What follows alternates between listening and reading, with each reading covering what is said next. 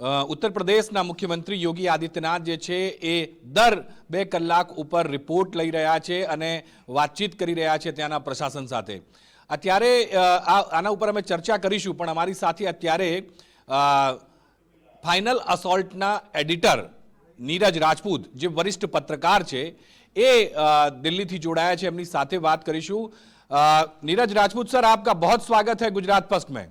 नीरज जी, आप काफी समय से पत्रकारिता क्षेत्र में हैं. आपने उत्तर प्रदेश की राजनीति हो या बिहार की राजनीति हो या पूरे देश की, इसके अलावा डिफेंस में भी आपने बहुत सारा रिपोर्टिंग किया है. सबसे पहले तो सवाल ये आता है कि जिस तरह से उत्तर प्रदेश के अंदर एनकाउंटर हुआ, उसके बाद में ये कल रात का जो मसला सामने आया, अतीक और अशरफ को मीडिया के कैमरे के सामने पहली बार ऐसा हुआ होगा, आपने बहुत नजदीक से देखा है.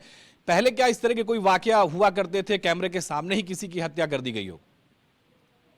बिल्कुल अमित, देखिए, ये जिस तरह से जो माफिया डॉन है अतीक अहमद और उनके भाई को मारा गया है, तो अपने आप में बहुत डेयरिंग ये इंसिडेंट है. बहुत कम हमने देखा है कि इस तरह की कोई वारदात सामने निकल कर आई हो.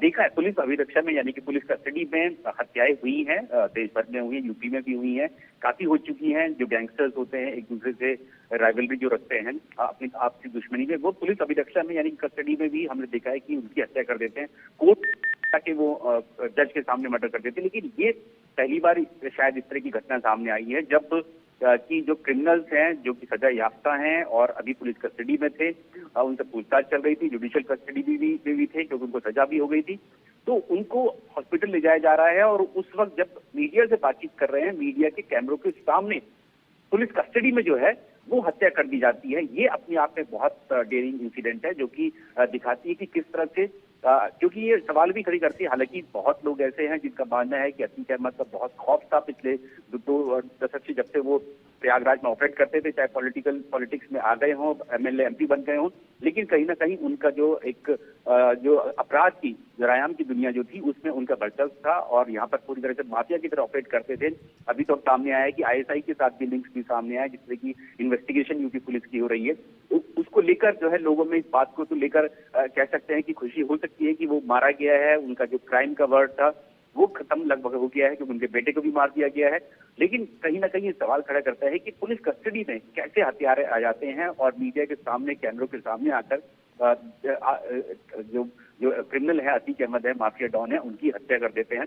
तो ये अपने आप में बड़े सवाल खड़े करती है कि इतने बड़े जब गैंगस्टर को पुलिस अभिरक्षा में रखा गया था, तो उनकी सुरक्षा में इस तरह की कोताही कैसे बरती गई है. हालांकि जुडिशियल जो कमीशन है वो बैठा दिया गया है, जो जज है की अगुवाई में एक इंक्वायरी कमीशन बैठाया गया है, जो इस बात का पता लगाएगा कि किस तरह से लैप्सेस हुए. लेकिन अपने आप में ये लैप्सेस है, ये दिखाता है. और मीडिया और जो जानकारी मिल रही है उसके मुताबिक मीडिया के भेज में थे, शायद उन्होंने कैमरा भी लिया हुआ था, बैग टांगा हुआ था और मीडिया कर्मियों के बीच में ही घुल मिलकर उन्होंने इस तरह की हत्या की. तो ये भी सवाल खड़े करता है कि इतने करीब जो है किसी को क्यों आने दिया गया, जो क्रिमिनल्स हैं या माफिया डॉन है अतीक अहमद और उनके भाई. नीरज जी, एक सवाल ये भी मैं पूछना चाहता हूँ. काफ़ी समय आपने ये राष्ट्रीय लेवल पर इस तरह की रिपोर्टिंग की है.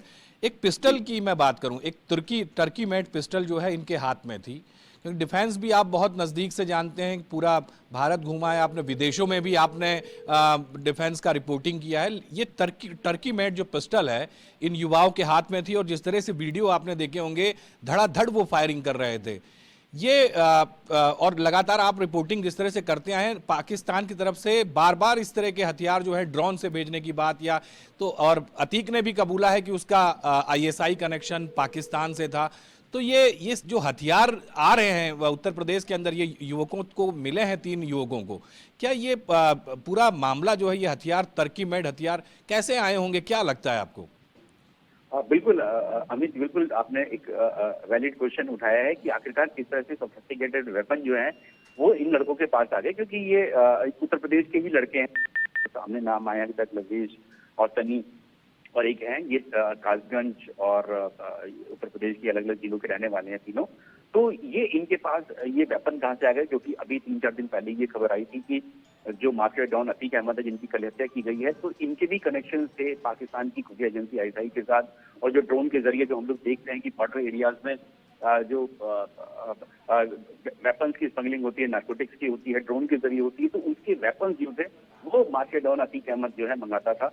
और शायद ऐसी खबर भी आई थी बीच में कि उन्होंने जो भी पुलिस कस्टडी में थे, तो अतीक अहमद ने कुछ जो वेपन्स जो थे वो बरामदगी भी कराई थी किसी खंडर वाली बिल्डिंग में जाके। तो इन लड़कों के साथ इन्होंने हत्या की। और अमित, एक और आप बात देखेंगे इस हत्या में जो कल हुई, हमने भी देखा, वीडियो भी देखा सामने जब टीवी पे आया, और वैसे भी वीडियो सोशल मीडिया पे आ गया, तो आप देखेंगे कि कितने करीब से आके, तो ऐसा लगता है कि प्रोफेशनल क्रिमिनल्स से, प्रोफेशनल शूटर्स से जिन्होंने ये हत्या की, बिल्कुल टेंपल पे आके अतीक अहमद के पुलिस वाले और मीडिया कर्मी के बीच से आके उसने जो है वो हत्या की है। कहीं हड़बड़ाए नहीं, बहुत कॉन्फिडेंट तरीके से उन्होंने जो है ये हत्या की।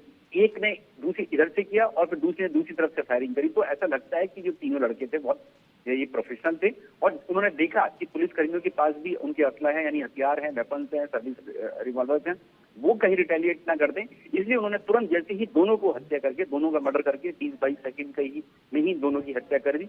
और ऐसी जगह पर हत्या करी जहां पर उनको मालूम था कि इसके यहाँ गोली लगने से उनको हॉस्पिटल, जो सामने ही हॉस्पिटल था, वहां तक ले जाना भी जो है पुलिस के लिए मुश्किल हो जाएगा, उससे पहले ही उनकी जो है मौत हो जाएगी। तो प्रोफेशनल क्रिमिनल्स की तरह उन्होंने जो है गोलियां चलाई और फिर सरेंडर भी कर दिया कि कहीं पुलिस उन पर रिटेलिएट ना कर दे, कि कहीं उनको उनके ऊपर फायरिंग ना कर दे। इसीलिए उन्होंने तुरंत हाथ भी खड़े कर दिए। उनको पूरा इस बात का कॉन्फिडेंस थे कि उन्होंने जो गोलियां चलाई हैं उनसे दोनों ही जो है 30 सेकंड में मारे जाएंगे। माफिया डॉन अतीक अहमद भी और जो उनका भाई है अशरफ है, वो दोनों 20 सेकंड के महज में ही मारे जाएंगे। अस्पताल ले जाने तक की उनकी नौबत नहीं आएगी। इस तरह की कॉन्फिडेंस है। और तुरंत ही उन्होंने जो है हाथ खड़े कर दिए, अपने वेपन भी दे दी, जिनके आपने बताया कि टर्की मेड वेपन एक उनके पास से मिला है। तो ये भी सवाल खड़े करता है कि आखिरकार कोई बड़ी कॉन्स्पिरेसी तो नहीं थी इस अतीक अहमद को मारने में, और क्या कोई लॉ एंड ऑर्डर जैसी सिचुएशन तो खराब करने की कोशिश तो नहीं की जा रही। एक बड़ी कॉन्स्पिरेसी तो इन लड़कों के माध्यम से तो नहीं रची जा रही है उत्तर प्रदेश और खासतौर से प्रयागराज में, जहां का खुद अतीक अहमद रहने वाला था, जहां पर जिसका कई दशकों से वर्चस्व था।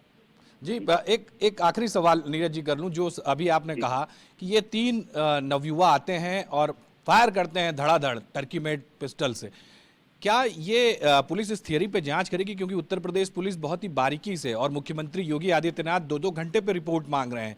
ये जो तीन युवक आए इस तरह से हत्या करने के लिए पत्रकारों के बीच, क्या ये थियरी पे पुलिस जाएगी कि इन्हें किसी ने भेजा होगा या ये किसी के मोहरे बन के आए हैं? क्योंकि इनका भी, जो इसमें से 2 युवा हैं वो क्रिमिनल बैकग्राउंड से हैं। नीरज जी। बिल्कुल, आपने बिल्कुल ठीक कहा अमित। पुलिस जो इंक्वायरी करेगी, और अब जुट चुकी है पुलिस इस इंक्वायरी में, कल की ही हत्याकांड के बाद से। इतनी बड़ी जो लैप्स थी पुलिस की तरफ से क्यों हुई कि कस्टडी में है, तो इस बारे में पूरा जानकारी ली जाएगी। इन तीनों लड़कों का बैकग्राउंड जो है वेरीफाई किया जाएगा कि इन तीनों ने आपस में कोई कॉन्स्पिरेसी की, या कोई किसी बड़े लार्जर कॉन्स्पिरेसी का ये हिस्सा तो नहीं थे कि इनको मोहरा बनाकर जो है वो मर्डर कराया गया, अतीक अहमद का कराया गया। क्योंकि अतीक अहमद एक तरह से तो माफिया डॉन था। और देखिए, जब वो बात कर रहा था, गुड्डू मुस्लिम के बारे में बात कर रहा था, कुछ जानकारी देना चाह रहा था, क्योंकि लोग अब अतीक अहमद से उनकी पाकिस्तान से आईएसआई कनेक्शंस के बारे में भी पूछताछ कर रहे थे। ये आपको ध्यान रखना होगा। और गुड्डू मुस्लिम का नाम, जैसे ही उसने गुड्डू मुस्लिम का नाम लिया, लड़कों ने जो है रिवॉल्वर निकाली, जो तीनों लड़कों से, उन्होंने उन पर ताबड़तोड़ फायरिंग करी, जिसमें उनकी दोनों की ही हत्या हो गई। तो ये भी पुलिस जो है, पुलिस की जांच का विषय होगा।